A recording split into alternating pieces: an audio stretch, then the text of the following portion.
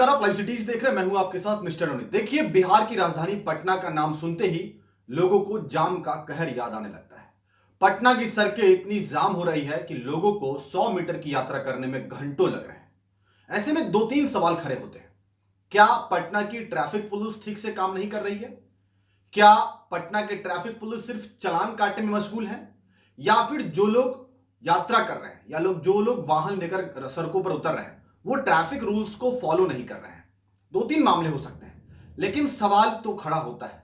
सवाल इसलिए खड़ा होता है क्योंकि पटना के वो लोग जो कहीं ना कहीं टाइम से ऑफिस जाना चाहते हैं, टाइम से स्कूल जाना चाहते हैं, टाइम से अपने काम पर पहुंचना चाहते हैं, टाइम से बच्चों को स्कूल छोड़ने जाना होता है, ऐसे में उन लोगों को घंटों जाम की वजह से लेट हो रहा है। वो लोग समय से अपना काम पूरा नहीं कर पा रहे हैं। किसी का इंटरव्यू छूट रहा है तो किसी को ऑफिस में लेट जाने पर फटकार लग रही है, तो किसी का एग्जाम ही छूट जा रहा है, तो किसी की घंटों खड़ी गाड़ियां ही खराब हो जा रही है। ऐसे में बड़ा सवाल है कि ये ट्रैफिक, पटना की ट्रैफिक कब सुधरेगी? पटना में ट्रैफिक कंट्रोल कब होगा? पटना में ट्रैफिक वायलेशन कब रुकेगा? कब पटना की सड़कें आम सड़कें होंगी जब सड़क पे लोग आराम से अपने टाइम से समय पहुंच पाएंगे? लेकिन जब मैं पटना के ट्रैफिक की बात करूं तो पटना के ट्रैफिक में एक बड़ा समस्या आ रहा है।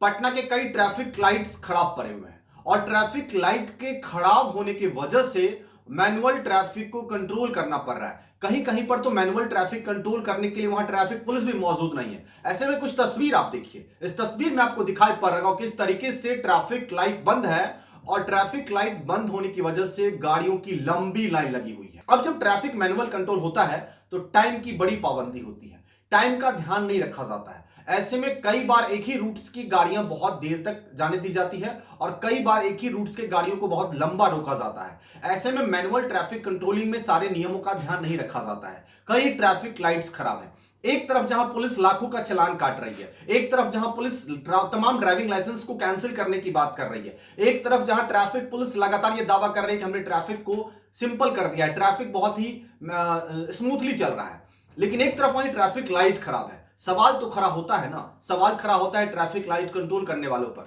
सवाल खड़ा होता है ट्रैफिक लाइट के मेंटेनेंस वालों पर कि आखिर पटना के पॉस एरिया में जो इंपॉर्टेंट एरिया है, जहां पर गाड़ियों की मूवमेंट सबसे ज्यादा होती है, वहां पर ट्रैफिक लाइट्स क्यों खराब है? और ट्रैफिक लाइट्स खराब है तो मैनुअल पुलिस क्यों नहीं कंट्रोल कर पा रही? क्यों लंबे लंबे जाम लग रहे हैं? क्यों घंटों लोगों को इंतजार करना पड़ रहा है? क्या लोगों का जो टाइम है वो इतना ज्यादा बेकार हो गया है कि वो ट्रैफिक की समस्या की वजह से अपने काम को छोड़ दें, ट्रैफिक की वजह से, समस्या की वजह से अपना इंपॉर्टेंट कामों में उनको कहीं ना कहीं देरी हो? ऐसे में सवाल खड़ा होता है कब पटना का ट्रैफिक सुधरेगा, कब पटना की ट्रैफिक लाइट्स ठीक होगी, कब पटना के ट्रैफिक पुलिस डिसिप्लिन में काम करेंगे, कब पटना के ट्रैफिक पुलिस चालान को छोड़कर कहीं ना कहीं सबसे पहले ट्रैफिक व्यवस्था को दुरुस्त करने का काम करेंगे? ऐसे में देखना होगा कि कब तक पटना की वो तमाम खराब पड़ी स्ट्रीट लाइटें और वो तमाम खराब पड़ी ट्रैफिक लाइट्स कब तक ठीक होती है और ट्रैफिक ठीक तरीके से स्मूथली मूव करता है। तो ऐसे में ये बड़ा सवाल खड़ा होता है पटना के ट्रैफिक पर। लगातार आप देख रहे होंगे आज भी कई घंटों तक लंबी लंबी जामें लग रही पटना की सड़कों पर।